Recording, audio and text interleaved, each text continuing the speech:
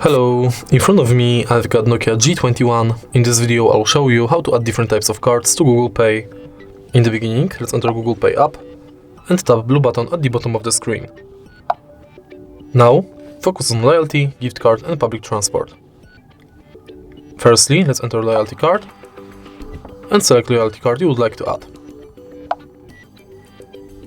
Now, enter member ID or scan your card.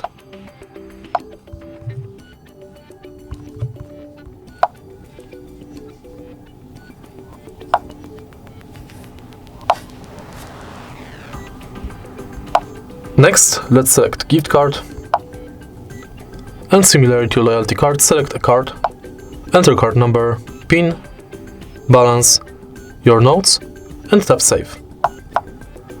And the last card you can add is public transport.